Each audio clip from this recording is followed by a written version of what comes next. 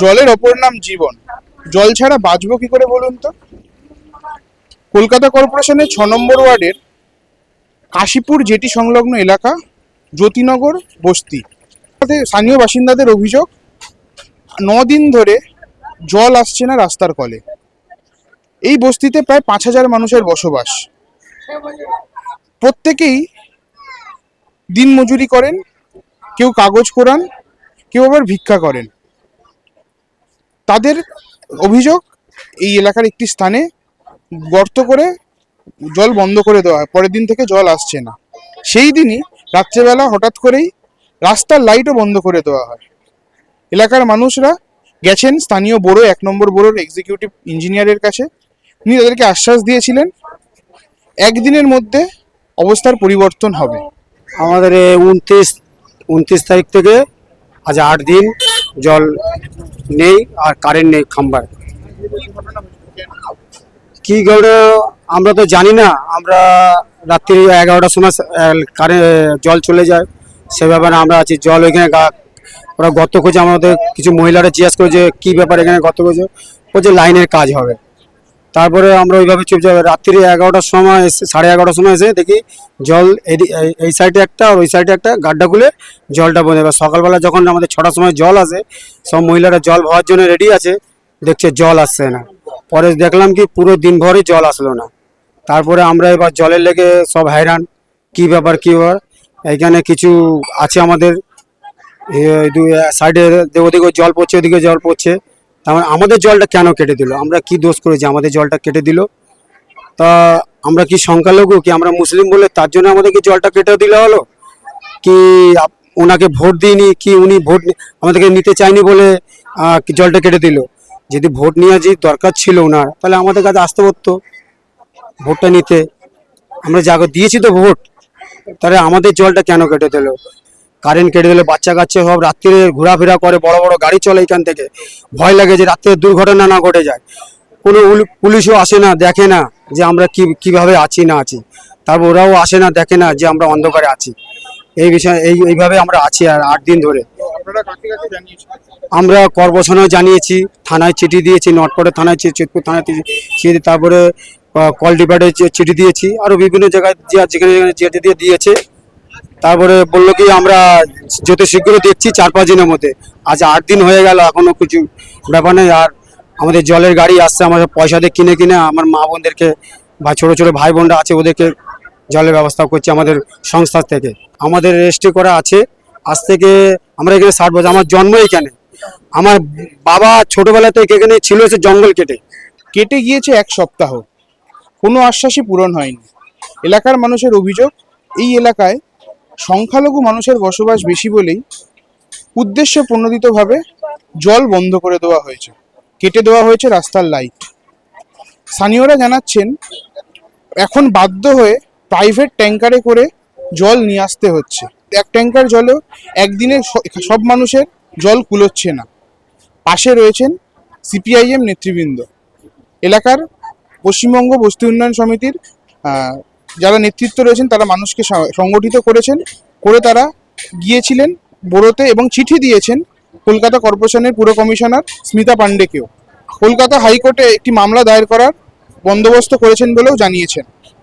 কি বলছেন এলাকার মানুষ আমরা জেনে নেব সরাসরি তাদের থেকে। প্রথমে আমরা আপনাদের মাধ্যমে গোটা বাংলার জনগণকে, শুভবুদ্ধি সম্পন্ন মানুষের কাছে আমরা জানাতে চাইছি যে এই বর্বর সরকার কিভাবে মানুষের ওপর অত্যাচার করছে। সংখ্যালঘু বলতে কি, মানুষ তো, তারা মানুষের বাইরে না তো। সেই মানুষগুলোকে জল না দিয়ে মারবার চেষ্টা করছে। একদম পরিকল্পিত। সরকার পরিকল্পিত করে তাদের দোসরদের দিয়ে এইসব কাজ করাচ্ছে। এই জিনিস চলতে পারে না, বাংলার বুকে এরকম ছিল না। এই নতুন করে আমদানি হচ্ছে এইসব, আমরা এগুলো চলতে দেব না। একদম জ্যোতিনগর একদম নির্দিষ্টভাবে একটা সংখ্যালঘু অধ্যুষিত অঞ্চলে জলটাকে বন্ধ করে দিয়ে তাদেরকে একটা বেকায়দায় ফেলার চেষ্টা করছে, নতজানু হওয়ার চেষ্টা করছে। এটা কি জানি কি পরিকল্পনা এরা এটা করে কি করবে। তবে এখন আমরা প্রথমে আমরা দেখছি কোর্টের রায়, কোর্টে গেছি আমরা আন্দোলন সংগ্রামের মধ্যে এখনো পর্যন্ত রাস্তায় সেইভাবে আমরা নামতে দিইনি মানুষকে, কারণ হঠকারী সিদ্ধান্ত আমরা করতে চাই না। কারণ এই সরকার চাইছে আমরা হঠকারী সিদ্ধান্ত নিই, তারপরে একটা অন্যরকম ঘটনা ঘটিয়ে দেবে বা একটা সাম্প্রদায়িক বিভাজন তৈরি করে দেবে। আমরা খুব সতর্ক আছি, যার জন্য এখানকার মানুষকে শান্তভাবে থাকতে বলেছি, যে কোনো বিভাজন যাতে শত্রুপক্ষ না করতে পারে। এবং তার মধ্যে দিয়ে আগামী দিনে সমস্ত মানুষকে নিয়ে, সংখ্যালঘু সংখ্যাগুরু সমস্ত অংশের মানুষকে, যারা শুভবুদ্ধি সম্পন্ন গণতন্ত্রপ্রিয় মানুষ, তাদেরকে একসঙ্গে নিয়ে এখানে জলের দাবিতে আমরা জোরদার আন্দোলন নামবই আমরা। এটাই আমাদের। বড়োতে গেছি, বড়োতে কথা হয়েছে, ইঞ্জিনিয়াররা আমাদের সঙ্গে কথা বলেছে, ভালোভাবে কথা বলেছে, মানে এত মিষ্টতার সঙ্গে কথা বলে যেন মনে হচ্ছে কালকেই কাজটা করে দেবে। বললো কালকের মধ্যেই সব ঠিক হয়ে যাবে, কিন্তু এই তো 8 দিন ধরে আজকে দেখছি কোনো রকম জল কিনে দেওয়া হচ্ছে, জল কিনে আনা হচ্ছে, এনে এতে কি সমস্যার সমাধান হয়? জল কিনে কতটুকু খাবার জল, বাচ্চারা স্কুলে যেতে পারছে না, রান্না বান্না হচ্ছে না, বলুন তো দেখি মানুষগুলো কিভাবে বাঁচবে? ছেলেরা এখানে ঘুরছে, মেয়েরা ঘুরছে, কি করে চলবে? আমাদের তো একটু ভয় লাগে। এরকম জল বন্ধ করে দিয়েছে, আমাদের জল বন্ধ না করে দিয়ে একটু বিষ মিশিয়ে দিয়ে দিত জনসংখ্যা, সবাই শেষ হয়ে যেত। এরকম না করে এরকম না শাস্তি। 8-10 দিন হয়ে গেছে, জল ট্যাঙ্কার আছে, সবাই মিলে আমাদের এখানে যে পাশে সিপিএম পার্টিরা যে দাঁড়িয়ে এখানে এগিয়ে এসছে, ওরা আমাদের মদত করছে, ওরাই আমাদের সঙ্গে করে গেছে, যে ওই থানায় যে সব জায়গায় চিঠি দিয়েছে, দিয়ে নাটপাটে দিয়েছে সবাই, যে আমাদের সাথে কর্পোরেশনে গেছে, যে বলে জল দিতে হবে। এখানে কি করে এত লোক থাকবে? এখানে 5000-এর উপরে লোক থাকে, ছোট ছোট মা বোনেরা, ওরা দিন আনে দিন খায়, দিন খেটে খেটে খায়।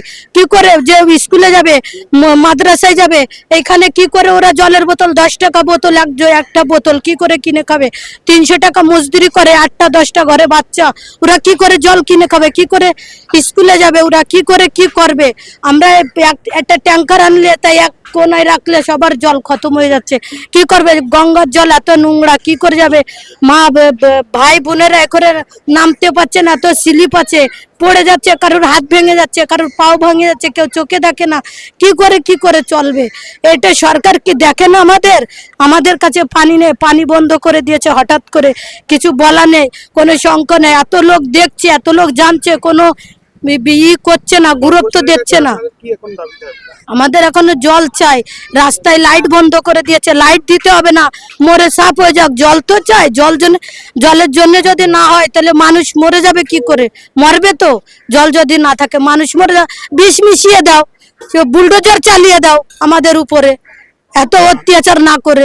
48 বছর আমার বয়স, আমার দাদু দাদা ঠাকুমা সব এখানে মারা গেছে, আমাদের কোনো স্থানও জায়গা নেই।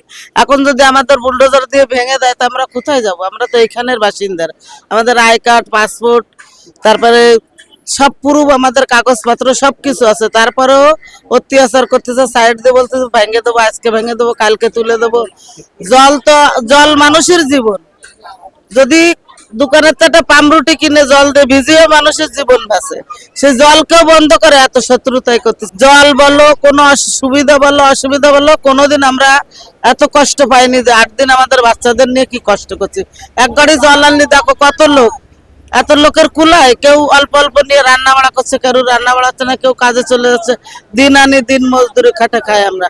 আমাদের কি কাছে যে আমরা ফ্ল্যাট ভাড়া করে থাকবো, কি কোথাও যাব?